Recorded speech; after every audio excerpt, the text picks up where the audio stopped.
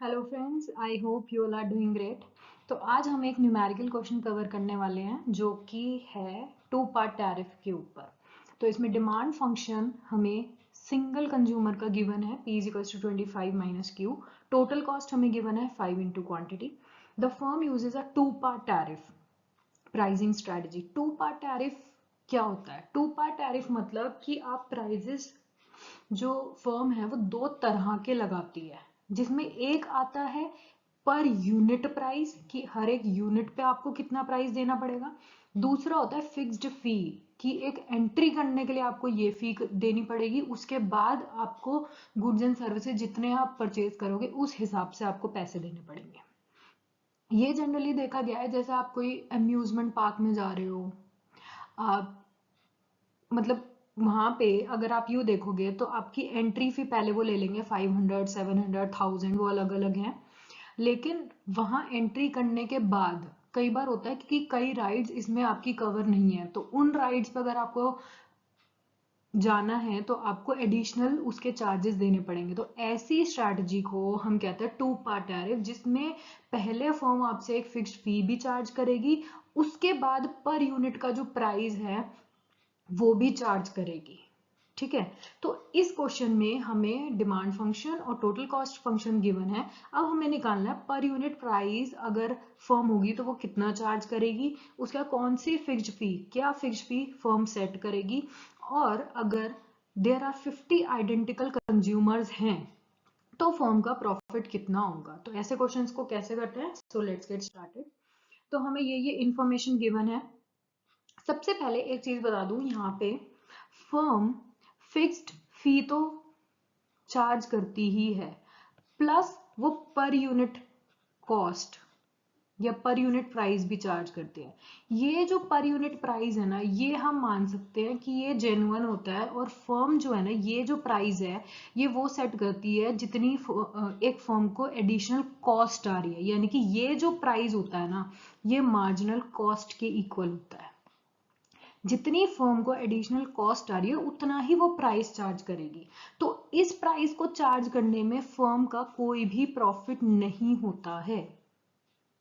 ठीक है, तो अब फर्स्ट पार्ट में हमें कहा है पर यूनिट प्राइस निकालो। तो मैंने क्या कहा, प्राइस कहां सेट करती है, जहां पे मार्जिनल कॉस्ट की इक्वल होती है। तो अगर मैं यहाँ से मार्जिनल कॉस्ट निकालने चलूँ तो टोटल कॉस्ट मेरे को गिवन है 5Q। तो मार्जिनल कॉस्ट क्या होगा, derivative of total cost with respect to quantity, यानी कि 5Q का हो गया 5। तो मार्जिनल कॉस्ट मेरी अगर 5 है तो दिस इंप्लाइज प्राइस भी मेरा 5 होगा। तो ये हमारा आंसर आ गया फर्स्ट का कि price, per unit price firm क्या सेट करेगी, वो करेगी 5। अब आती है बात फिक्स्ड फी फर्म कितना सेट करेगी। अब फिक्स्ड फी जो होती है ना, ये इक्वल होती है आपके कंज्यूमर सरप्लस के अकॉर्डिंग। जितना आप कंज्यूमर सरप्लस है ना आपका, वही आपकी वो फिक्स्ड फी चार्ज कर लेंगे। तो इस केस में सारा कंज्यूमर सरप्लस प्रोड्यूसर के पास चला जाता है। तो इसके लिए हमें निकालना पड़ेगा कंज्यूमर सरप्लस। तो अगर मैं बात करूं यहाँ पे P अगर 5 है तो क्या आप क्वांटिटी निकाल सकते हो, कितनी होगी? हाँ, अगर मैं डिमांड फंक्शन में अगर ये पुट कर देती हूँ, ये 25 लिखा है मैंने, तो अगर मैं 5 यहाँ पे पुट कर दूं, 25 minus Q is equals to 25 minus 5, यानी कि क्वांटिटी हम कितनी कंज्यूम करने वाले हैं 20, प्राइस 5 है। अब आपको बोला है फिक्स्ड फी निकालो। फर्स्ट हमें पता चल गया है कि इसका आंसर है price is equal to 5, quantity हमें पता चल गई है 20। अब आपको निकालना है फिक्स्ड फी। तो उसके लिए मैंने बताया आपको कि कंज्यूमर सरप्लस निकालना है। तो कंज्यूमर सरप्लस के लिए सबसे पहले हम डायग्राम बना लेते हैं, उससे हमें क्लियर पता चल जाएगा कि कंज्यूमर सरप्लस क्या होता है। कंज्यूमर सरप्लस वो सरप्लस होता है जब कंज्यूमर की विलिंगनेस टू पे मार्केट प्राइस से ज्यादा होती है। ठीक है, तो अगर मैं P is equals to 25 minus Q का अगर मैं डिमांड कर्व ड्रॉ करूं तो मैं कैसे करूंगी? सबसे पहले मैं वैल्यूज ले लेती हूँ। मान लो Q 0 है तो प्राइस आएगा 25। अगर प्राइस मैं 0 ले रही हूँ, यहाँ पे प्राइस को 0 कर रही हूँ, तो क्वांटिटी आएगी 25। तो अगर मैं डिमांड कर्व ड्रॉ करूँ तो क्वांटिटी जब 0 है तो प्राइस है 25, ये प्राइस है, और जब प्राइस अगर मैंने 0 ले लिया तो क्वांटिटी भी है 25। तो ये मेरी हो गई डिमांड कर्व।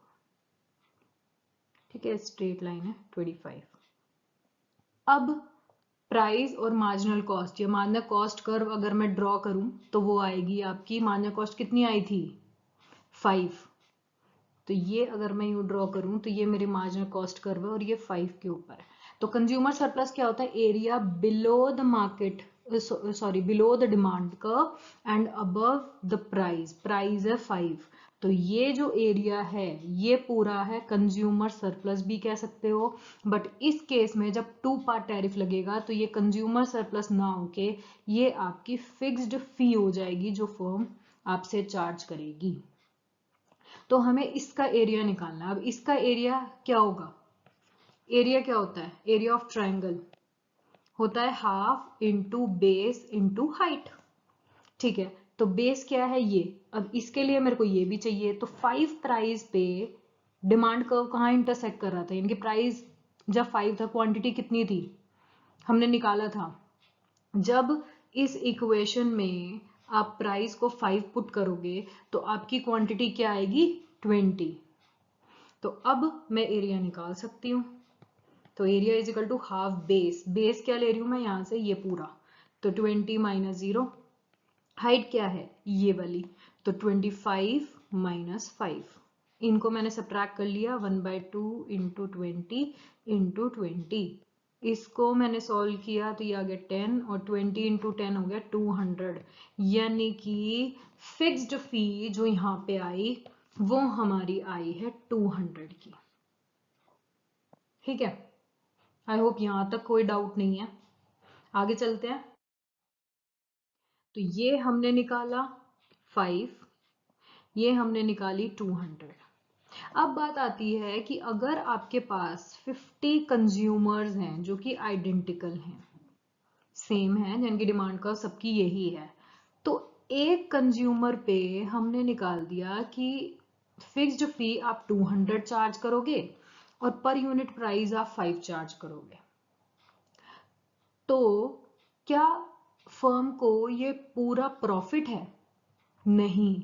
मैंने आपको फर्स्टली आपको ये बताया था कि एक फिक्स्ड फी भी चार्ज करते हैं प्लस पर यूनिट प्राइस करते हैं, एंड पर यूनिट जो प्राइस है वो हमारा मार्जिनल कॉस्ट के इक्वल होता है। तो इसमें फर्म को कोई प्रॉफिट नहीं होता, उसे प्रॉफिट होता है फिक्स्ड फी जो वो चार्ज करता है। तो यहाँ पर फिक्स्ड फी है 200 की, तो एक कंज्यूमर से फर्म को फायदा हुआ है 200 का, तो यही 50 कंज्यूमर से कितने का फायदा होगा, तो आप कर दोगे 200 इंटू 50, 5 2 जा 10 और 10,000 का प्रॉफिट आपका आ गया आंसर, कि 10,000 का प्रॉफिट फर्म को होगा अगर वो 50 कंज्यूमर्स उसके पास आते हैं।